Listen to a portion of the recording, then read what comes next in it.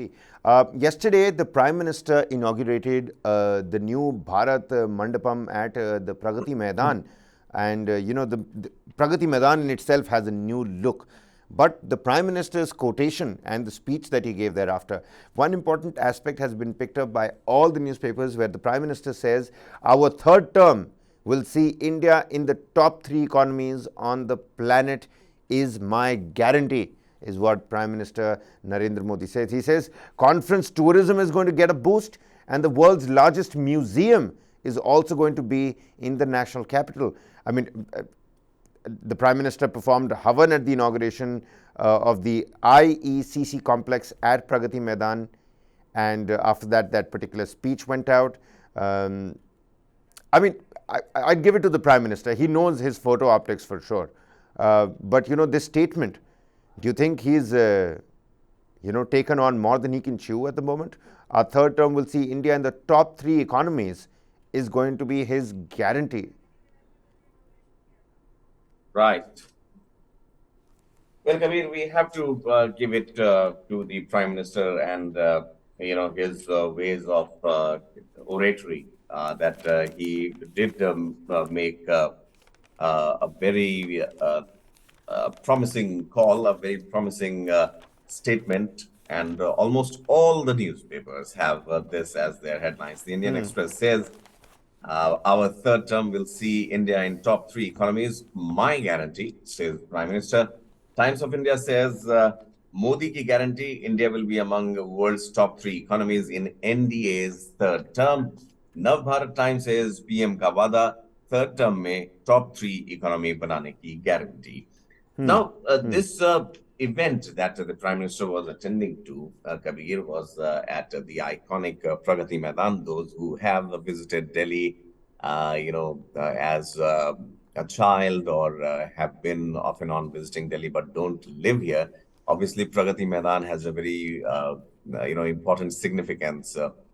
Many of the small traders would come to Pragati Maidan for their small business purposes, where you put on stalls. There are so many events happening based on the states. Then there is trade fair, there is book fair, there is SMEs, all kinds of and fairs, MSMEs all also. kinds of fairs.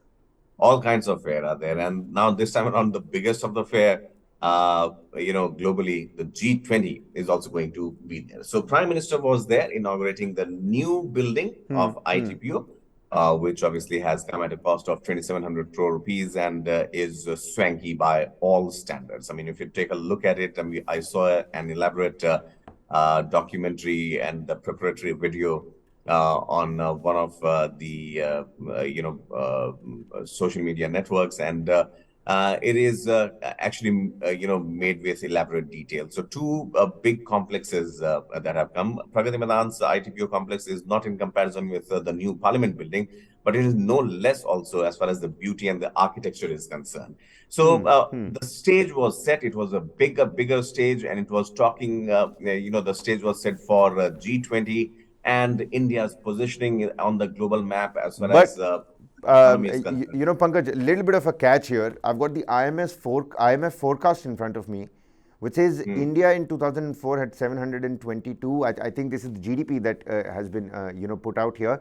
GDP current prices in billions of US dollars. Okay, so India in 2004 722. In 2014 2039. 2023 3,737, and in the year 2027 is going to be 5,153 billion US dollars. Now, this is a 2027 rank, which is an IMF forecast, which has pegged India to be at rank number 3. In 2014, we were ranked number 10. It doesn't mention where we're right now, but in 2027, which seems to be the end of a potential third term for Narendra Modi, it's going to be the end of that term in 2027. I mean, I don't know if people are willing to wait for that long for the achhe din to come. Well, Kabir, see, I mean, 2024 is what the Prime Minister said. And I was saying that he basically, standing from this particular stage that signifies India's economic power, the rising economic power, Prime Minister made a pitch for to become the third largest economy in the third term, which is starting from 2024. So there are two aspects to this. First, he was obliquely mentioning that come what may, no matter what the opposition does, it's the BJP government that is coming back to power in 2024. 1 year almost are left for the elections to happen, or less than 1 year. But this confidence obviously made this particular event, which was a national event, into a sort of a political event where the prime minister of the country, was patting his own back and saying that, yes, I will make the country into the top three in the third term. So please vote for me. That was the veiled message. Now, to make it political, obviously, you can't take it away from the ruling party as well, once again. But to touch upon the economic aspect of the country, it was, I think, a smart move when the world was watching the inauguration of this colorful center. Hmm. Uh, so for Prime Minister Modi making reference that economy would be stronger, only boosts the other players, only boosts the India Inc. to have faith in the polity of the country, and that it's a win-win proposition for both the government and the business houses. Well, absolutely. I'm just going to read a couple of lines here, because the world's largest museum is also said to be in Delhi. That is going to attract another set of eyeballs, Pankaj. Conference tourism is going to get a boost. Pragati Maidan has that kind of a vibe that, you'd have those, like you pointed out, not just book fairs, but other architecture and design and innovation fairs in Pragati Maidan as well. But the world's largest museum to be in the national capital, that's something that everybody is going to like. Well, definitely. Prime Minister Modi, I think, this government has a particular liking for museums, because the Pradhan Mantri Sangrahalaya that has come up in Teen Murti Bhavan, I believe, in Delhi, that is also something which is very innovative idea of chronicling the life and times of the Prime Minister, starting with Jawaharlal Nehru, the first Prime Minister of the country, till now. Prime Minister Modi, also the world's biggest museum. I would say partially it is the reason why, because National Museum that we have in Delhi, or had in Delhi, that it had to be curtailed for the construction of the new parliament complex.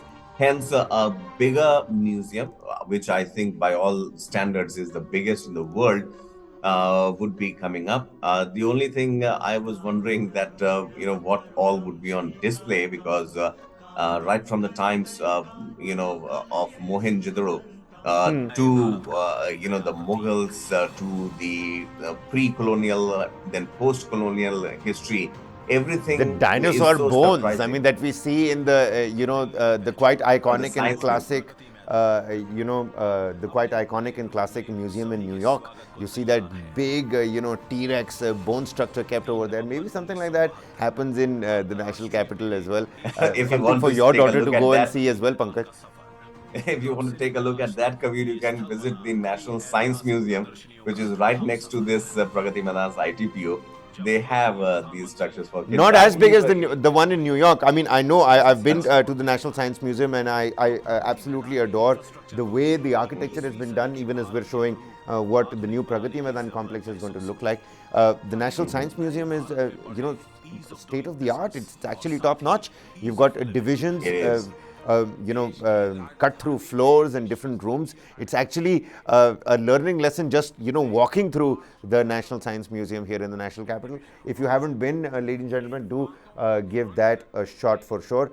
So, conference tourism to get a boost. Our third term, Prime Minister Narendra Modi's third term, which means that he's confident that he's coming back to power in 2024. Even as he inaugurates the Bharat Mandapam at the Pragati Maidan, he says that India is going to be the top three economies. This is the Prime Minister's guarantee, ladies and gentlemen.